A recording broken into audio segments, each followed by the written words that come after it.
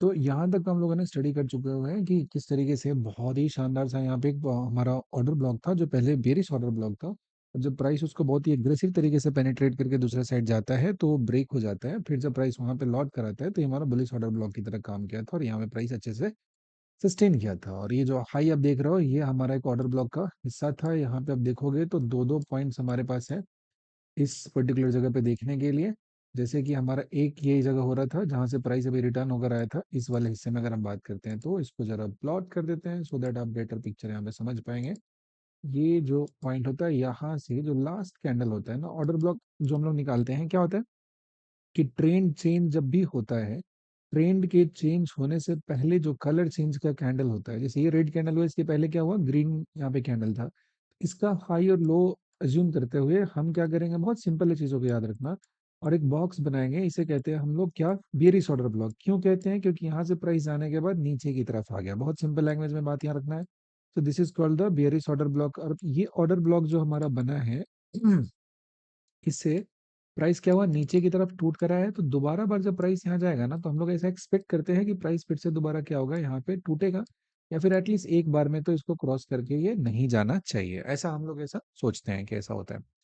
और ये जो भी गैप बनता है हमारा, इसका 50% जो जोन होता है हमारे लिए बहुत ही क्रिटिकल होता है, क्रुशियल होता है, जिसको हम लोग काफी रिस्पेक्ट करते हैं। तो यहाँ तक का ट्रेड हम लोगों ने देखा था। उसके बाद प्राइस हुआ इस छोटे से जोन में कंसोलिडेट करने लगा, यानी कहीं ना कहीं प्राइस है वो डे हाई के आसपास में हमारा रुक रहा है, होल्ड कर रहा है। इसका मतलब होता है कि मार्केट में यहाँ पे स्ट्रेंथ हो रहा है, यहाँ पे सेंटीमेंट हमारा पॉजिटिव है, बढ़िया सा यहाँ पे काम चल रहा है। तो ये जब प्राइस हमारा अपसाइड की तरफ मूवमेंट कर रहा था यहाँ पे, तो मूवमेंट करते करते जब प्राइस यहाँ से आया और इसी जगह पे रुका, तो ये किस चीज को बता रहा है, ये बता रहा है हमारे यहाँ पे एक स्ट्रेंथ को बता रहा है मार्केट में, क्योंकि प्राइस हमारा टूट कर नीचे की तरफ नहीं आ रहा। ठीक है। लेकिन साथ ही साथ आपको एक बात और समझना पड़ेगा कि अभी अभी जो प्राइस है हमारा वो कहाँ गया है, एक किस जगह से बाउंस लेकर आ रहा है। तो हमारा एक बेयरिश ऑर्डर ब्लॉक दिया हुआ है, वहां से बाउंस लेकर नीचे की तरफ ये आया है। तो अब हमारे पास दो सिनारियो होता है, इन सिनारियो के बारे में अच्छे तरीके से हमें समझना है। एक बात तो समझो कि मार्केट में अच्छा मूव देने के लिए हमारे पास क्या होना चाहिए, हमारे पास होना चाहिए बहुत सारा ऑर्डर, जो कि वहां पर जाकर क्या होता है, ट्रिगर होता है। और ट्रिगर होने के बाद ही हमें एक बढ़िया सा वहां पे मोमेंटम में एक अच्छा सा मूव देखने को मिलेगा, अदरवाइज हमें एक बढ़िया मूव देखने को नहीं मिलेगा।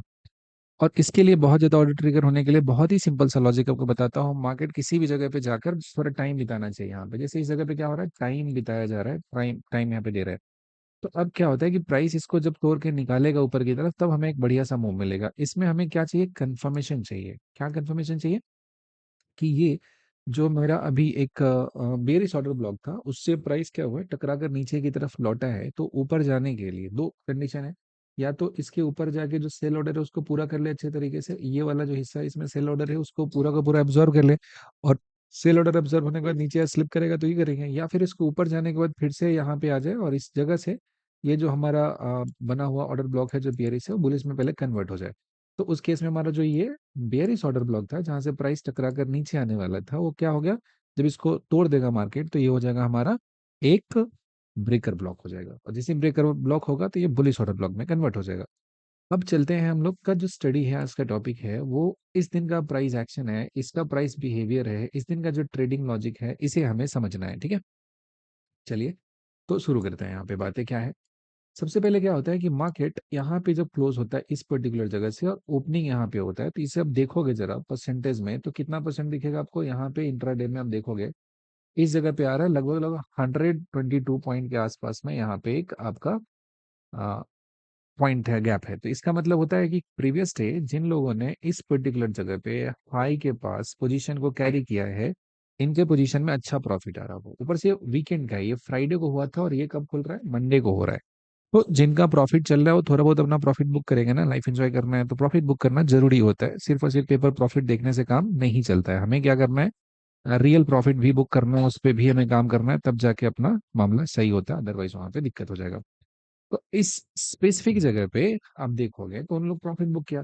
तो अब जो मेरा ट्रेडिंग अप्रोच है वो क्या होना चाहिए कि प्राइस या तो इस, हमें लॉन्ग का ट्रेड प्लान करना है तो एकदम हाई पे जाके लॉन्ग कभी नहीं किया जाता है। ठीक है। क्योंकि ये जो रीजन है ना, यहाँ पे जो रीजन है ये तो प्रॉफिट बुक के कारण है, छोटा सा प्रॉफिट बुक यहाँ पे होगा, नीचे की तरफ जाएगा, क्योंकि ये लोग जो पोजीशन कैरी किए उन्होंने अपने पोजीशन को क्लोज करना है यहाँ पे। ठीक है। लेकिन अब इस जगह से जो पोजीशन को क्लोज करेंगे, क्योंकि इसका बैकग्राउंड प्राइस का देखेंगे तो ये बहुत स्ट्रॉन्ग बैकग्राउंड को डिनोट कर रहा है, बहुत ही ज्यादा स्ट्रेंथ है इस जगह पे। और जब प्राइस में बहुत ज्यादा स्ट्रेंथ दिखने लगे, हमें बहुत स्ट्रॉन्ग स्ट्रेंथ हमें जब नजर आए, तो उस केस में जब ये बेचना स्टार्ट करे तो हो सकता है जो लोग यहाँ नहीं खरीद पाए तो यहीं पे खरीदना स्टार्ट कर दे, इसी जगह पे।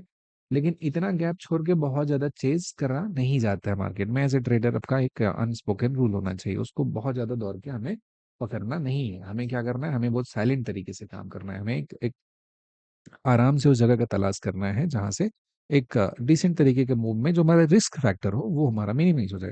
तो अगर यहाँ पे जाके हम लोग लॉन्ग प्लान करते हैं तो ऑब्वियसली समझिए कि जहां से मूव ये गैप मारा है, ये इतना तो आपका स्टॉप लॉस ही हो जाता है। 100 हो गया तो ऊपर की तरफ 200 पॉइंट हम जब तक टारगेट नहीं करेंगे तब का ट्रेडिंग वहां पे अच्छा होगा नहीं।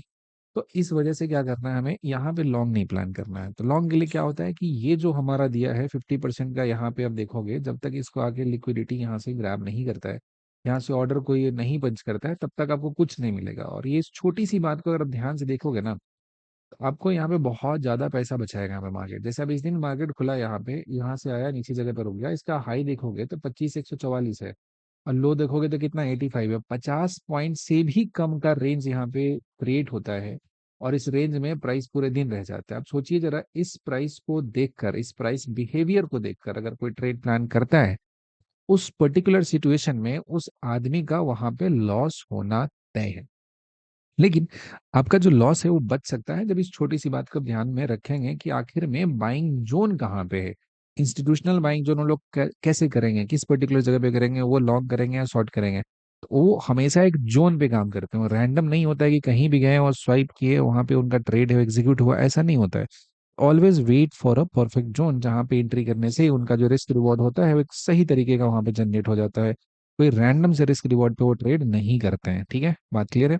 अब तो इस दिन जब तक प्राइस आपका यहाँ पे नहीं आ जाए, इस पर्टिकुलर जगह पे जाके लिक्विडिटी को ग्रैब नहीं करता है, यहाँ से ऑर्डर नहीं लेता है, जो आपका अभी बेरिश ऑर्डर ब्लॉक था, जो अभी अभी प्राइस एक ही बार में जंप करके ऊपर में चला गया जिसकी वजह से बुलिश ऑर्डर ब्लॉक में कन्वर्ट हो गया है, जब तक यहाँ पर आके कंफर्म नहीं करता है कि ये जो ऑर्डर ब्लॉक है ये हमारे लिए एकदम इंटैक्ट हो रहा है, तब तक यहाँ पे ट्रेड के लिए कुछ भी नहीं है। ठीक है। तो इस दिन जैसी प्राइस आया और यहीं पे पॉज देने लगे। अच्छा, एक और बात आपको बता रहा हूँ, that's a very very important thing, कि अब देखोगे ना, जब भी कहीं भी ऊपर से हाई के पास से जब प्राइस स्लिप करना स्टार्ट करता है ना, जब भी हाई के पास पहुंचेंगे और जब ट्रेंडिंग डाउनसाइड का आपको मूव देखने को मिलता है, तो इस ट्रेंडिंग डाउनसाइड के मूव के पीछे क्या रीजन होता है, कैसे किस तरीके का मूव होता है, आपको समझना पड़ेगा कि जो चीजें आप रीड कर रहे हैं ना, उसमें प्राइस कैसे मूव करता है, ये हमारे लिए सबसे इंपॉर्टेंट सा पार्ट होता है, सबसे इंपॉर्टेंट पार्ट है। तो जब हाई पे जा रहा है और प्राइस को स्लिप करना है, नीचे की तरफ आना है, तो उस केस में ओवरलैपिंग नहीं होगा। अब जरा देखो, दो कैंडल यहाँ पे रेड बनता है पहला, ठीक है जी, बढ़िया है। ऑल्दो ये दोनों कैंडल भी है, इसमें बहुत सारा ओवरलैपिंग हमें देखने को मिल रहा है। ये जो कैंडल दिया रेड, इसका हाई था इस प्रीवियस रेड के लगभग 50% के आसपास गया, तो इसका मतलब होता है कि स्लिप हो रहा है, ऊपर कैसे जाएगा।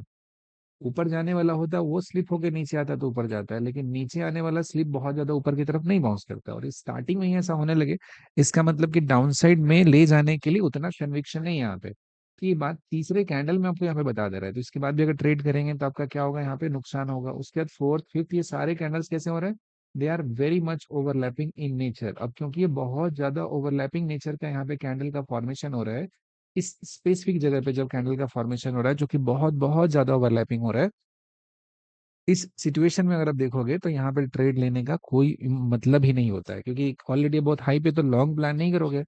और शॉर्ट के लिए जब बात करेंगे तो जो भी आपका कैंडल है that should be good candle, okay, and they are not the good candle, से भी एक अच्छा कैंडल नहीं है। आप खुद से देखो ना, अनिरुद्ध सा नहीं दिख रहा है यहाँ पे, बॉडी का पता नहीं, अभी इतना बड़ा हो गया कि बॉडी का मतलब वो गायब भी कर दिया, इतना छोटा सा बॉडी वहां पे अपीयर हो रहा है। समझ पा रहे बात को। तो अब इसमें ध्यान से